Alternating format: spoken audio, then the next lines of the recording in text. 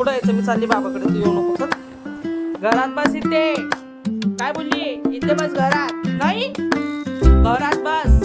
मी चालली बाबांकडे. उठ आपण, चल चपा घाल. टाटा. तू कुठं येते? नाही नाही नाही नाही नाही नाही नाही, तू नको येऊ. जरा नको येऊ, नको आम्ही. चल चल चल. कुठं चालली? सर आम्ही, तू पण घरात बस.